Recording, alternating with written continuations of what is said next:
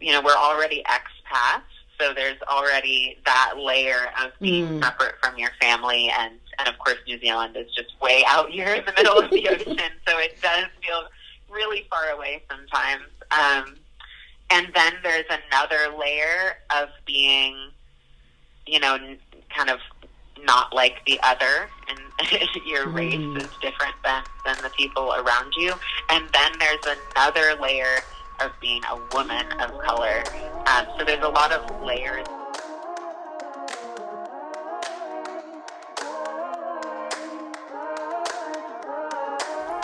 You are listening to the Hustle and Glow podcast with Francesca Alexander.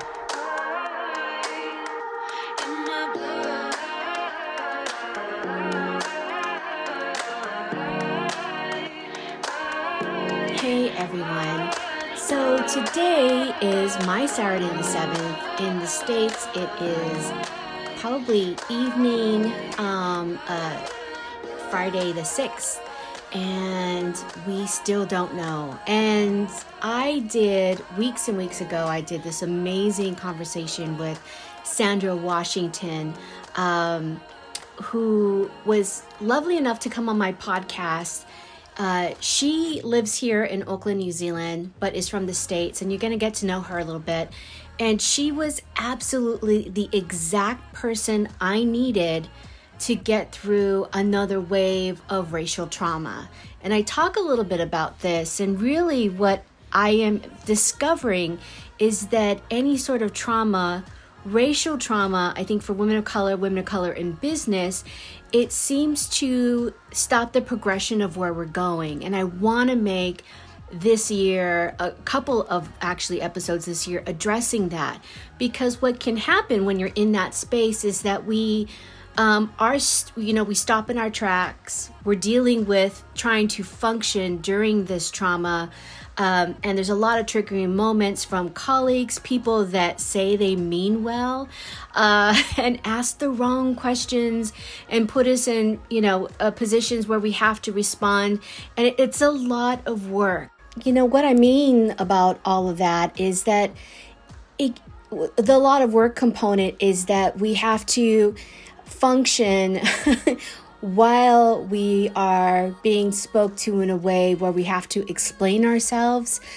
Sometimes it's about bringing those racial receipts and trying to demonstrate, actually, this is why it's affecting me. And we get into this huge spiral circle rabbit hole where, quite frankly, this is not serving us. We are already depleted. We are, aside from everything else, this year has been challenging on our immune systems, our hydration, our, everything. I mean, just everything. For me, the word serotonin just kind of popped in my head. Lack of sleep, fear, malaise, that whole deal is so taxing on your system. More so for people of color, especially women of color, it's harder. So I want to be able to create space for that. And Sandra Washington, that's her work. That's what she does. She creates space with that. She also creates this wonderful healing environment with that. And I also want to speak to, what it, on a molecular level, what it actually does to the human body when you're completely always in a state of stress, a state of fear, a state of trying to explain why you should exist on this earth, why you should have those equal opportunities. And it really frays you. Right now, I'm just trying to breathe through this and control. I'm telling you, physically right now, I am starting to spiral into that state. I am also grounding myself on purpose with elements around me.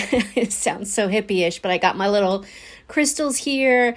I'm actually sitting in a different type of position where my legs are actually positioned and my feet are flat on the floor.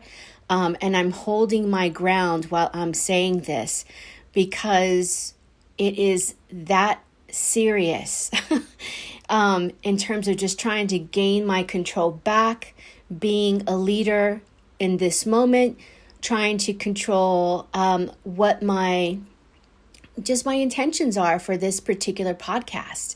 So with all of that said, I'm so excited for you to listen to Sandra Washington and invite you to stay. And also for anyone that needs to hear this, it's okay to be in the state of flux. You are working this through. You are in survival mode. If you haven't progressed in business on where you wanted to be in 2020, there are reasons for that. And we should never, ever judge ourselves while we're in this crazy tornado of emotions and lack of control. And we can do that what we can, but it's still a huge lack of control. And I think right now, the heavy thing that's on me is that we are hearing a lot of people say, well, whatever your politics are, I'm still going to, be there for you, or, don't let that get in the way. And I am here to say proudly that is not what I want to do. So if you do support the wrong side, and I don't even have to say it, we all know where the wrong side is. That means that you're not in alignment with me and what I want to create in my future and who I want there.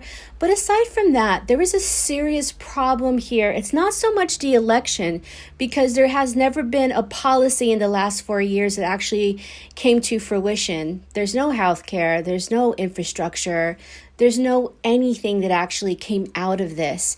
So there's nothing there to say, well, let's talk politics. This is not a conversation of politics.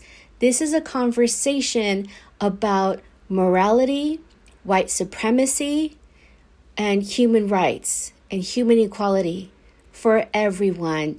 And quite frankly, that is the trauma, that's the stress, that's what we're all feeling, this waiting every single day where we feel like, oh, we're going to get a result today, and then carrying on the next is actually amplifying that stress. So I know that this is great. I'm going to try to actually publish this as soon as I can. Sandra has been very patient with me, waiting for this. So thank you so much, Sandra. But enough of this bit. I want to introduce you to Sandra. She's amazing. This is Sandra Washington, episode, ironically, number 45.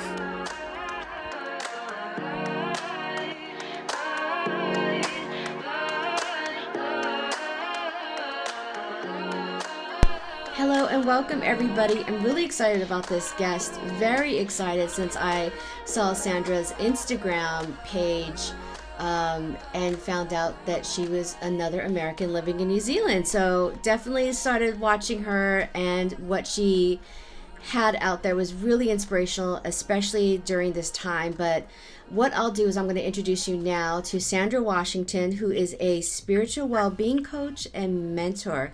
Welcome, Sandra. Thank you. I'm happy to be here.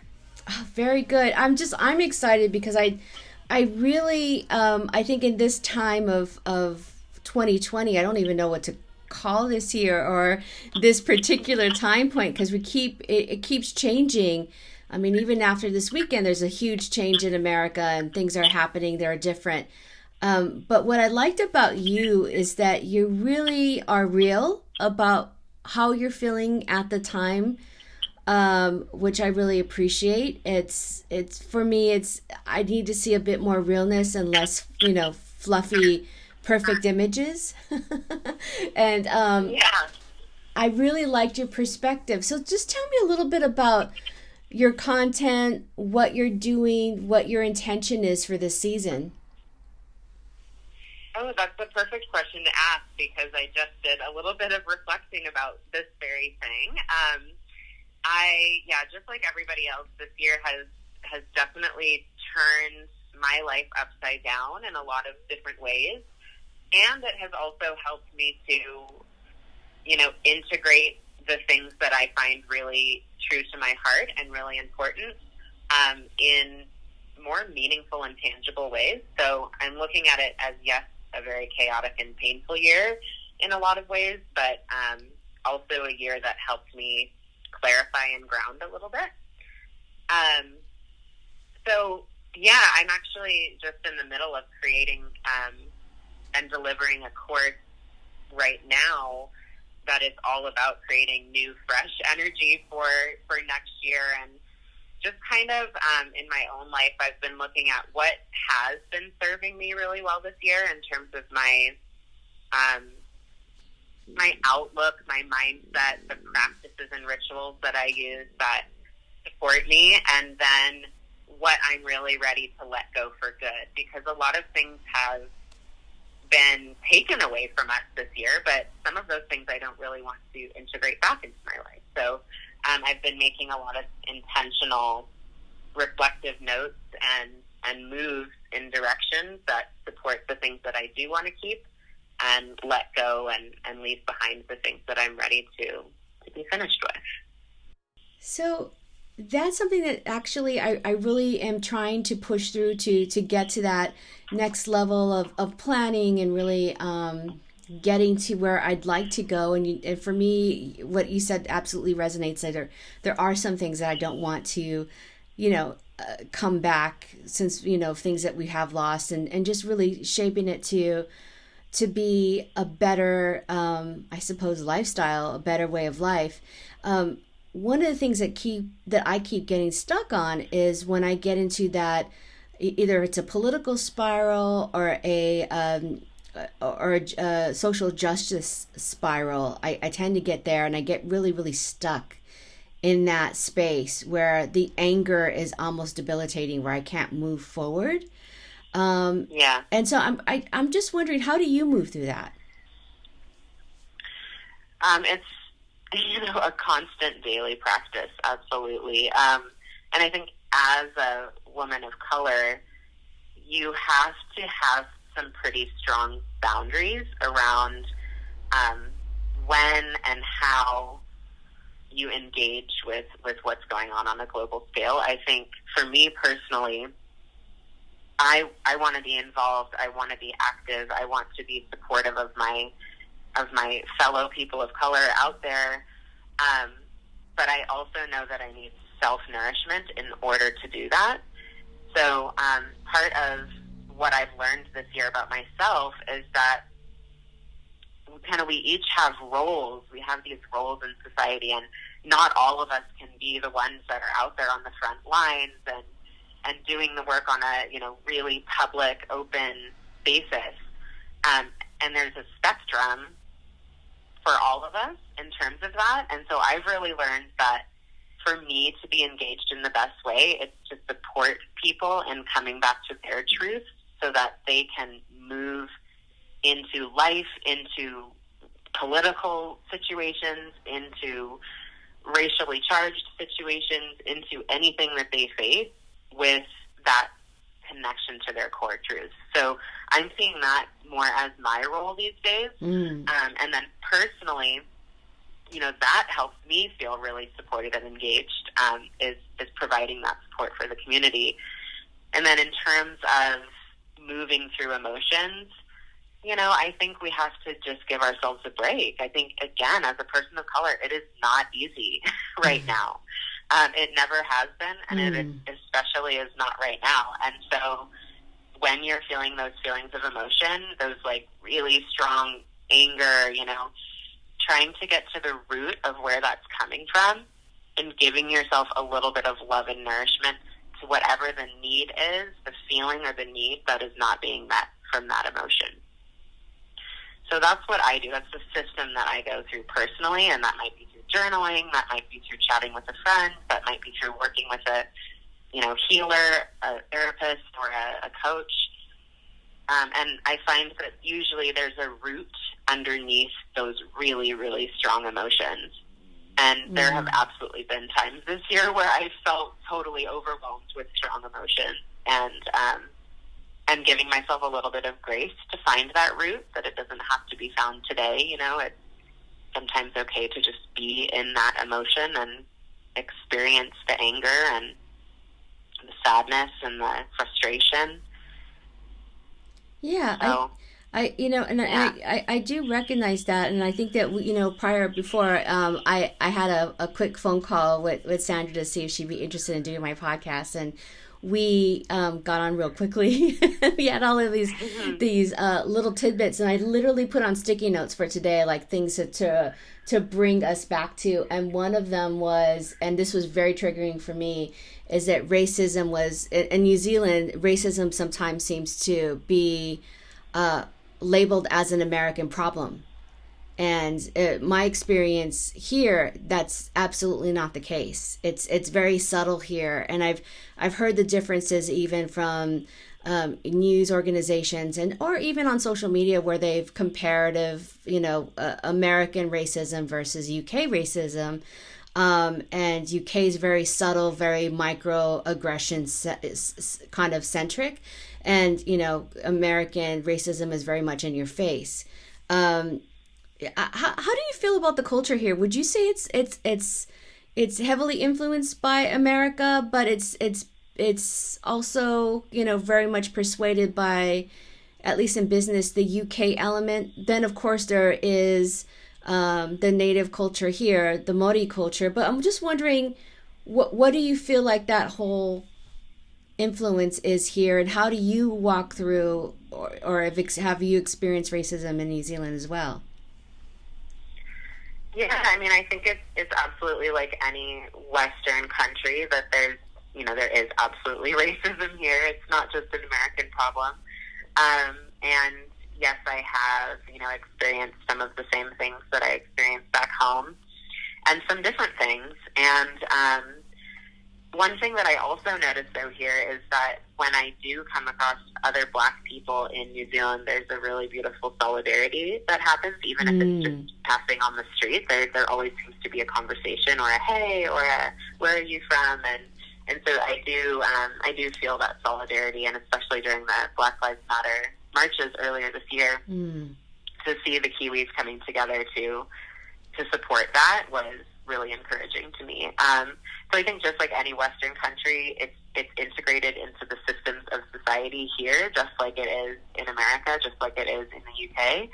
And there are factions of people, more and more groups of people who are ready to abolish those things. And I suppose I feel a bit of an outsider in some ways still as to how to be involved in the most proactive way here in New Zealand. Right.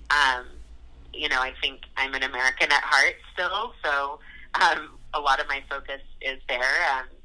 But I've also been so inspired by some of the Indigenous groups that do exist here that are already doing amazing work in terms of justice and anti-racism. And I think it really opened my eyes at the Black Lives Matter marches how much of that work is already happening here in New Zealand. And I'm just really looking to those leaders in the community to guide me as to which direction to go to be more supportive here, as I live here. That's beautifully said. I love that. Because what we're learning at home too is that, and this is especially when you reflect, I'm much older than you are, and when you reflect on the women's marches in the 60s and, a conversation between feminists and women of color, Black women, Latino women that were in there, versus the drive with Caucasian women, the concept and the actual end game were different for the groups, and what was united was actually the women of color. And we're knowing now that Black women are the leaders, and we need to absolutely give them room, support them, and also be in queue for whatever it is that they need in that movement, in our movement. It's really, I think it was so beautifully said that you said that here about the Indigenous culture here, which I think it's a new concept just in general. We've never talked about that before.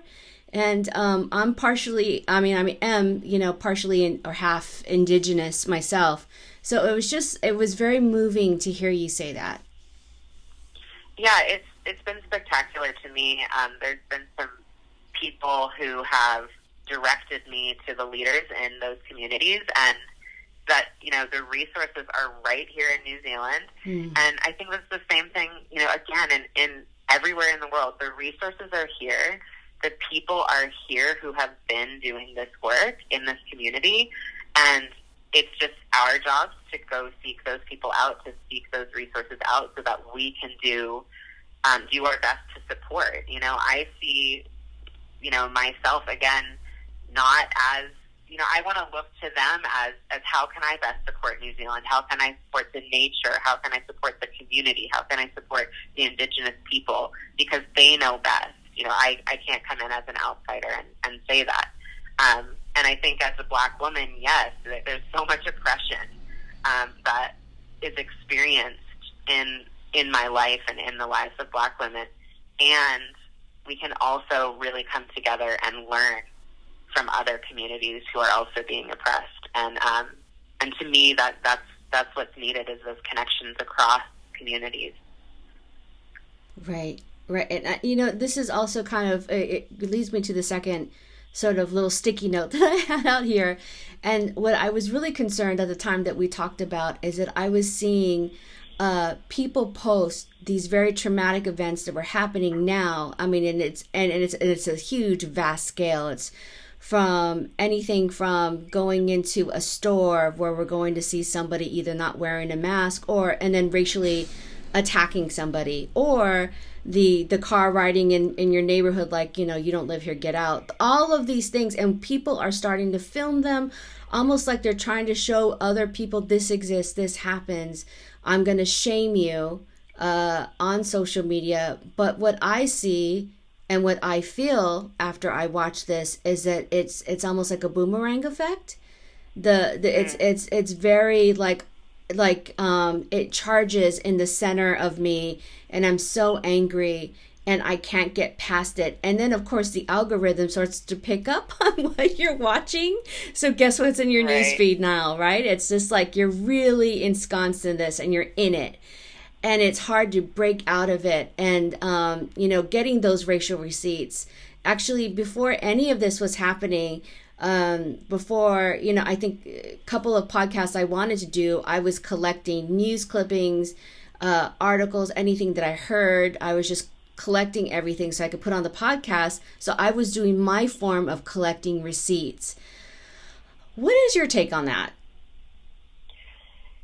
I mean, from what you're saying, it sounds like boundaries are a really important thing. And I think, again, like I said, in this year has taught me there's an amount that I can engage, and there's an amount that I need to shut it off, and I need to come back to my heart, come back to my essence, and rest. And we all need that. I think that there can be a lot of guilt around needing to be fully active in social justice, communities all the time and 24 hours a day. All of us need rest, and all of us need support, and all of us need to come back to what life is like when social media is turned off. So, I mean, I have mixed feelings about receipts. I think, hey, this stuff is happening. We it has been happening. It's nothing new to communities of color, and perhaps it's new to the eyes of some groups of white people and non-Black, Indigenous, or people of color. But I also know that it can re-traumatize, and it can be quite triggering in terms of emotions. I'm thinking of yesterday. I've been quite disconnected. I was in nature for the last week, which is something that I find really important, is taking the time off. And then when I came back, I don't know if you saw the video going around yesterday of the man who works at Versace who got stopped for shopping at Versace and being a Black man. And I think, what he was talking about is the fear. He wasn't really saying, hey, here's this receipt, everybody go get these cops. He was saying, I was feeling so much fear in this moment, and that really hit me into my core because, of course, there's been so many, instances where that little tightness in the chest comes up, and I start to feel the visceral reaction from hearing his story. And in those moments, then I go to do my self practices that help me address my fear and where that fear is coming from and how I can support myself through that fear. And perhaps that's reaching out to somebody else. Perhaps that's doing my own practices. And perhaps that's creating another boundary so that I take a couple of more days off of social media or turn it off for the night, make sure that it's not the first thing that I'm looking at in the morning. There are humans, there's humans underneath all of this distraction and all of this input and all of this stuff that we get every day. And we have to address the humanness of ourselves first. And then I feel like then we can start to put our foot into all that input, all that stuff that is circulating out there. So I don't know how you feel about that, but boundary was the big word that stuck out to me from you telling that story. That's cool. That's great. I mean, it's just redefining boundaries, right? Because we think that we're good. I mean, and this is like my work, doing social media, creating content and the whole deal. And also getting lost in TikTok too, but I have to actually put boundaries on watching all of it too, because again, the algorithm will pick up to what you're looking at.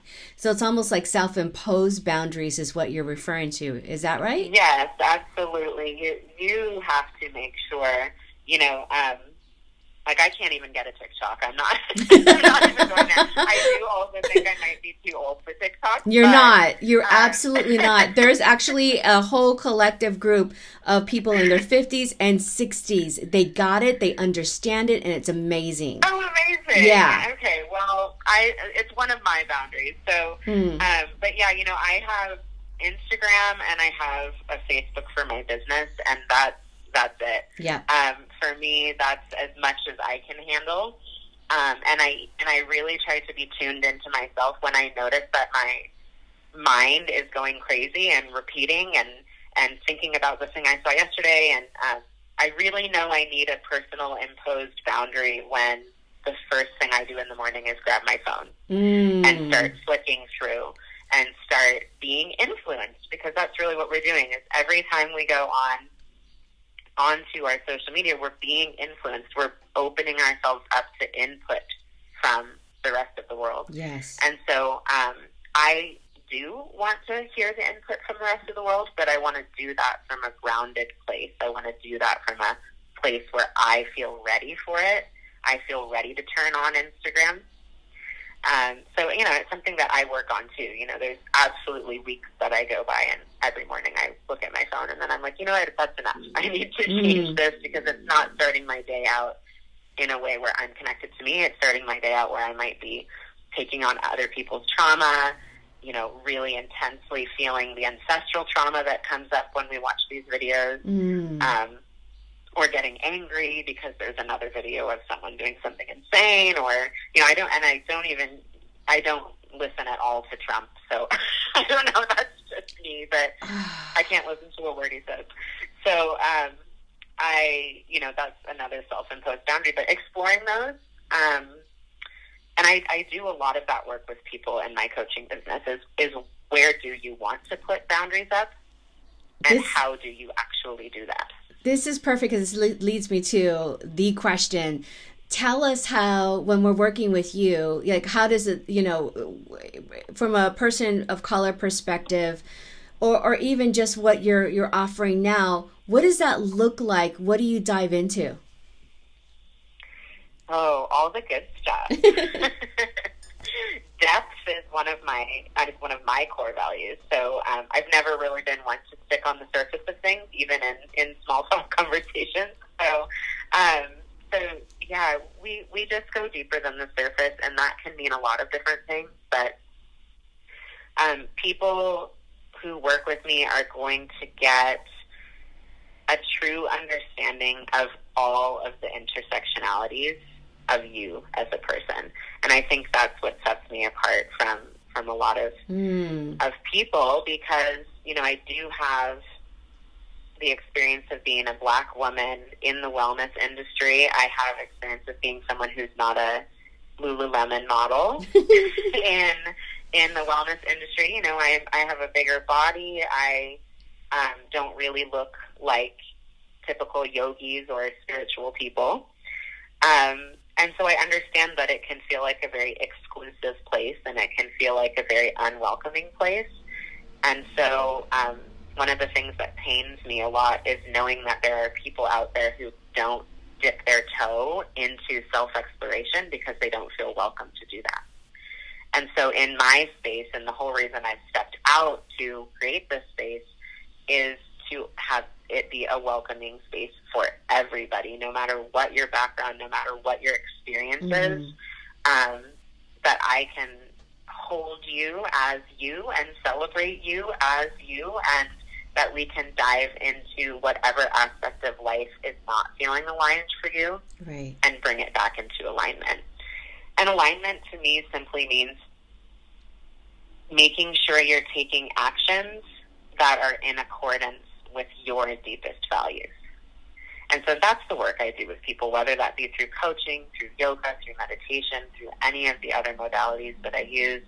We're always seeking to find your truth, and then teaching you, guiding you, drawing out the wisdom within you that you already have, to take action and take steps in the direction of those values and those inner truths. That's amazing. And one thing too, what I loved about your Instagram too, and quite frankly your image, is that you look like the best friend. You definitely look like one of my cousins. You look like family. You look like, you know what, like this is familiar. You know, you definitely are radiant, and you have that beauty that's like, I need to get in touch with you. So that was part of the other thing. I think I discovered you on Jane Lowe's Instagram. I think she reposted you, who is has a website called The Yoga Connection, and she's amazing and in herself. But yeah, and she's very much for social justice. And I saw you there, and I went, just as anything that she posts is something that I need to consider. You know what I mean? Or to look at. And I was really excited to find out that you're also an American. And oh my gosh, there's somebody here that can, if anything, understand how hard, for me anyway, I will tell you, it was very hard during, George Floyd here, because it was a huge denial aspect here, immediately defensiveness. And I was digging for other American, and not just another American, because there's a couple of other Americans are doing really well here in New Zealand, but they're Caucasian. So their Caucasian perspective and saying, oh no, it's great here, was not my reality. And I've talked about it in prior podcasts. It's still a beautiful place, beautiful people, love where I'm living here. This is absolutely home. But there are parts that don't gel with me being a woman of color, and it can be tough. I can only imagine what your perspective has been and what you've gone through. Would just be, for me, what I would just, it's I can't fully imagine. I'm even stopping my words here because I can't complete the sentence. It can be overwhelming. It was a very difficult time. And the way I think of it as just, we're already expats, so there's already that layer of being separate from your family, and of course New Zealand is just way out here in the middle of the ocean, so it does feel really far away sometimes. And then there's another layer of being, kind of not like the other, and your race is different than the people around you. And then there's another layer of being a woman of color. So there's a lot of layers of isolation there. There's a lot of layers of separation. And so in times like the time period of George Floyd being killed, it it can amplify, because you don't just have one layer of feeling away from your people. You've got a lot of layers. So yes, it was a challenging time, and again, very inspired by some of the people I have met here in New Zealand that are doing the social justice work. And, I do feel that they are closer than I sometimes feel. And then, of course, you add the layer of coronavirus and us staying at home. It can really be hard to remember that there are people here in this community that know their stuff, that are doing the work, that are literally changing things in this community. And then, of course, I'm very thankful for the internet and being able to connect with people back home, because that was one of the things that really got me through is actually talking to people and going, wait, am I crazy? Is it, is it like, really bad? Because I feel really bad. And people around me here in New Zealand don't seem to be feeling as bad as I feel. So it was nice to have that check-in and have them go, no, yeah, it's really bad. It feels really unpleasant and horrible to be going through this as a community. So, it's an adventure to be an expat, and it's an adventure to be an expat of color. Absolutely. Where is back home for you? Seattle, Washington. Ah, okay. So you're my West Coast sister. Hi, everyone in Seattle. Oh, I love that. Oh, no, yeah, your state is definitely going through it. Oh my gosh. Yes, and just absolutely. It's been a lot for Washington State and a lot for the West and the Pacific Northwest with the forest fires, and I'm really thinking of everyone. I'm thinking of my family and my friends, and it's it's emotional. I think this is why I'm feeling ready to create some new energy and put this year to bed, because what's been hard to remember this year is that we do have a little bit of control in our lives and the choices that we make, and it has felt like a very out of control year. And so I'm looking to bring a little bit of that creation energy back into my life, where I'm making choices that are supporting me. I'm connecting with the people that are supporting me. I'm looking for ways that I can be connected to home as well as being an expat. So it takes work, but when you have that intention and you have the readiness to make the change, then it's possible. Absolutely. I think that's I love that. Can you tell us where we can find you? Yeah, you can absolutely find me on Instagram at Sandra M. Washington. And then my website is just my name, SandraWashington.com, and all of the things that I offer are there, and you can check out what it's like to live in New Zealand and be a part of my wellness community. Oh, Sandra, thank you so much. There's a lot of great little favorite frames in our conversation, and I think that our listeners are really going to appreciate your voice and your intentions and what you're offering. So thank you so much. Thank you, Francesca. This was really fun. Thanks a lot.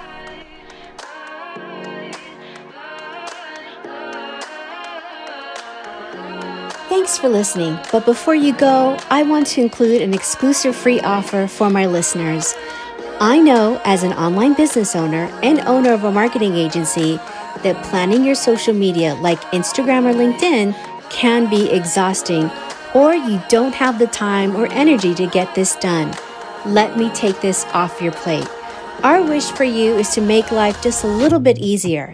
Sign up for our free instant social media monthly content calendar at socialglobalgrind.com. Or you can just go to the show notes and click on the link. Thanks for listening.